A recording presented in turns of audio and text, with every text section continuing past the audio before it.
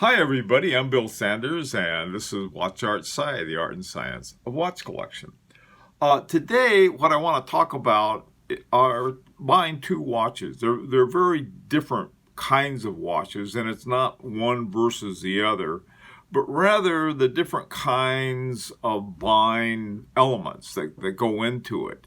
So let's get started. Today I have on my Parmigiani Fleurier Kalpa XL Grande. And that's going to be one of the two watches I'm going to be talking about. Now, to start off, I'd like to take a look at the other watch that I want to look at, and this is the Rolex Datejust 41. I went to the Rolex site and I looked at the different watches they had, and I like this one. This is the one. It was about $7,400. I think it was $7,450, something like that. And essentially what it is, it's a 41 millimeter Rolex Datejust with a blue dial and a Jubilee bracelet and a plain bezel. And as you can see, there are a number of different ones you can choose from, but Rolex has lots of different watches, but this is one I like. I generally like plain watches. This one has it's the time and the date, and that's all I need. Now, one of the things I think is important in deciding on a watch, buying any watch, is taking a look and see what's inside. And here on the Rolex, you get some nice insides. The caliber 3235 has what's called the parachrome hairspring, and this is made. I think some people say, well, it's silicon or something like that. I don't think so. It's made up of niobium and zirconium, and the thing about it, it's very free of any kind of influence that you'll have from magnetic fields that are around them all the time, especially around computers and vacuum cleaners. They're a big one. And it's also very shock resistant, 10 times more so than traditional hairspring. So that's one of the things. And the other aspect of it, the most important part of a watch movement is the escapement. And one part, of course, is the hairspring, and the other part is the sort of the escapement wheel and the fork. Anyway, now what Rolex has is something that's called a chronergy escapement, and they have the pallet fork and the escape wheel are both insensitive to magnetic fields again, and this is they're made of this nickel phosphorus compound, so it's again, it's something it's important. The other aspect of it, they made a thinner pallet stone, which is usually made from rubies, and this allowed to increase the efficiency by 15%. Also, too, they had a very different looking escape wheel than what you'll see in your traditional Swiss lever escapement. Okay, so those are the two things that I looked at, and I like them both. I like the looks, I like the what's inside, and I like what's going on with the escapement. Now, the next watch that I want to talk about is the Parmigiani Kalpa. And the Parmigiani Kalpa comes from a very different place. It's first of all, it's from Fleurier and not from the Geneva area, but it's a different kind of watch company. Rolex puts out about $1 million a year. Parmigiani puts out about 5,000.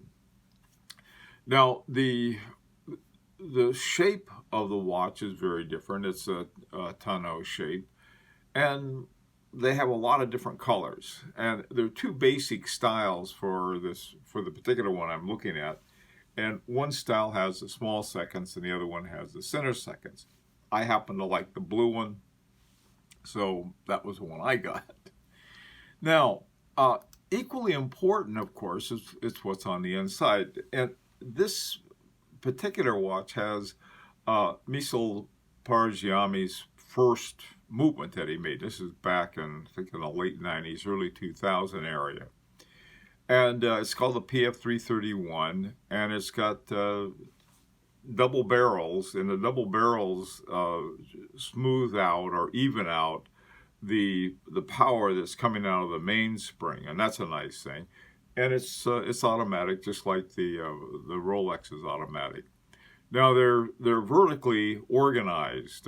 Parmigiani is part of a vertical organization that's owned by the Sandoz Foundation, and there's a company that's called Kalpa that makes the hairsprings and the balance wheels. And it's one of the few, not very many companies, especially one as small as Parmigiani, make their own hairsprings and balance wheels, as we saw Rolex does, but not a lot of other companies do that. So you got this sort of cool, very cool movement, and the rotor is made of 22 karat gold, and it has this little style. It's called a grain d'orge, and it's a barley pattern on that, and that's sort of cool too.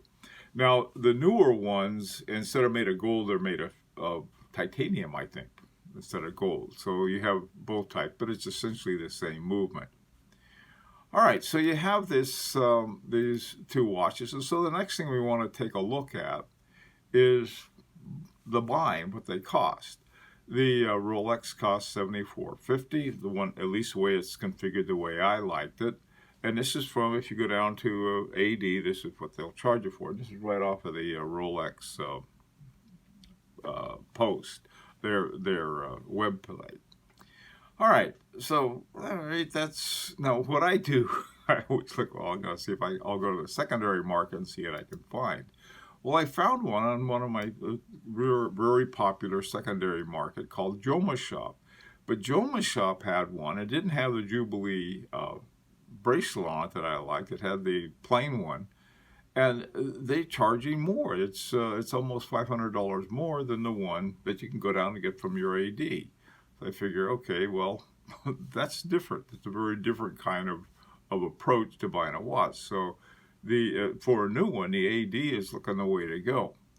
All right, now with Parmigiani Fleurier, a couple issues that came up. First of all, this particular one, they don't make anymore.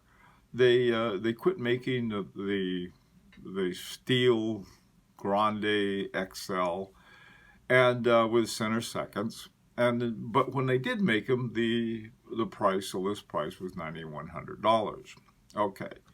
So I'm going to go looking around to see if I can find one that is condition 0. That means they're unworn and unused, and they simply have some left over. Well, I found a couple, and I don't know if this is a Grande or not, but it's Parmigiani Kalpa that looks a lot like mine.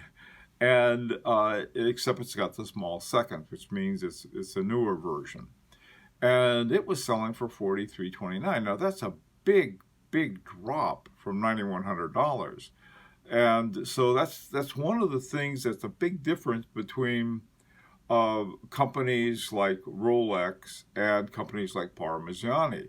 If they can't sell them, they will really drop the price significantly, and that's one way that you can get a brand new watch at a really great price. Okay, now this particular one happens to be from Hong Kong, from China. And that's another thing I think that you'll find when you have a really big watch like this. A lot of Asians prefer the smaller size. So this is another source. And if you're looking for a smaller size watch, you want to go to the American market. All right.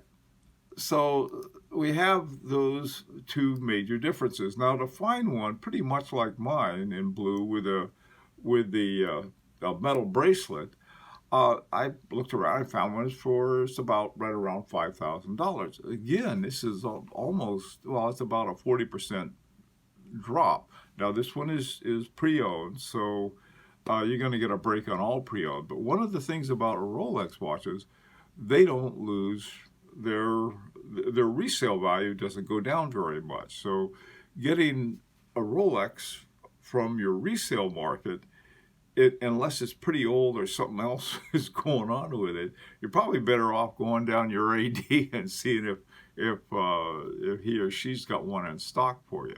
But here, again, you got about half price. And again, this is a model that they, unfortunately, in my opinion, quit making. They quit making them because they weren't as popular as they had hoped. All right, so let's go on and talk about, well, what is the big difference? Well, we can see right away the resale value is a very big difference, but you're not going to be wearing a resale value. You're going to be wearing a watch. So if I get a Rolex, I'm not going to get a Rolex because of a resale value. All right, I want a watch I like, and I do like the Datejust 41. Now, on the other hand, Rolex does not enter its watches in the Grand Prix d'Horlogerie de Genève, and so it doesn't have the kinds of awards that you'll find with Parmigiani. Here's a shot of Michel Parmigiani. He doesn't have, he didn't get one award last year. He got two, so he's up there holding both of them up. And you have people from Vacheron, Constantin, and all of the big watch companies, Carré, Vuitton, and so forth. So here you got all of these awards that you can get that are judged by people who know watches. They're watchmakers, designers, journalists, and so forth. Okay, but I'm not going to be wearing a grand prize, all right? A Grand Prix prize. I'm wearing a watch, and it's a watch I want to look at. Now, if I've seen some Grand Prix watches that don't appeal to me. And I think that's important because some people say, well, you know, everyone likes this kind of watch, or this one's really popular. Get a watch you like, you know the movement, something about it. Now, in looking at these two, it's a matter of taste. The kind of fights that people get in, they love or hate Rolexes. They don't know jack about Parmigianis, but the whole issue is to find out about them and have some fun with them. Okay, well now I got something a little different, and this is sort of an unboxing. It's more like an unpackaging. Okay, this is going to be more of a unpackaging than an unboxing. This arrived today. It was one I had got. This is an example of standard horology with what I thought was a fairly interesting movement. And in fact, one of the subscribers to Watch Art Sci put me onto it. So anyhow, we'll take a look at this. This all started when I saw this watch by RGM, and he had taken a movement by a company called Joux-Perret. Okay, let's open it up and take a look at it. The watch is called the Maurice Lacroix Masterpiece. The reference on it is MP7019. Okay. It's a rectangular watch, and it has a Joux-Perret 736 movement in it, and this is the main reason that I got it. I'd seen this movement on a watch by RGM and was interested in it and followed it up. And this one looks pretty good. I'll have to take a closer look at the blued screws, whether they're blued or painted blue. Have to find out. The case back comes off fairly easily with with 4 screws, so it shouldn't be too difficult to open up. And with my dubious watchmaking skills, I'll take a look at it. But this watch I got it on eBay. It came with no papers. It did not come with the original box. But yeah, it's a nice looking watch, and it's stainless steel. And at the bottom it has small seconds. And so far it's keeping pretty decent time. I wound it up and set the time. So what I want to do with this watch is it looks like something that, you could wear, sort of like you could wear as an office watch. You could even wear it as a dress watch. The nice thing about this watch is, first of all, it's not crazy expensive. This is one that certainly falls into the realm of standard horology. And basically, as far as I'm concerned, I got more than what I paid for it because, as I always tell everybody else, negotiate, and I did. This originally they had it set close to $2,000, which doesn't seem too bad. But then they dropped the price to $1,400, and I was able to get them to drop it more. And the service was fantastic, and I got it right away. It was sent with no insurance by priority mail. I didn't have to sign for it, which oddly enough is something I'm glad I didn't have to wait around for. So anyway, so this is it, and like I said, I got it because I'm really interested in the movement, and the movement has an interesting history. It was put together by a guy named Jean-Pierre Jacquet, and Jean-Pierre Jacquet it was a movement company called Jacquet SA, and unfortunately, Jacquet got into some major trouble back around the early 2000s, and in 2003, he was arrested along with an employee of Ulysse Nardin and some other people, and he had to go away. They sent him in jail. All right, and so what happened to Jacquet SA? Well, they figured, they didn't want to shut down the company, so they renamed it les Joux-Perret. And so les Joux-Perret or Jacquet SA, depending on what you decide you want to call it. RGM has a watch that he used in this movement, and really a beautiful. In fact, that was where I was first attracted to it. And it's, as I open it up and take a closer look at it, I think I'll be able to enjoy it for not only for a sort of a cool movement, but it is a nice little watch to have. Okay, that's it for my big unpackaging. Well, I ended up with a watch that's neither the Rolex or the Parmigiani. It's a standard horology watch, a Maurice Lacroix. And but I got it for the movement, and that's sort of fun too. Well, listen, we got something new for you on Sunday, and this is always an invitation to subscribe. And I'd like to hear your opinions about the whole process of watch buying. Not looking for a fight about, you got to have a Rolex, or you really ought to get something from high horology like a Parmigiani, but rather just sort of the process of what you go through, and you may even end up with a Maurice Lacroix. Okay, till Sunday, this is Bill Sanders with Watch Art Sci, the art and science of watch collection.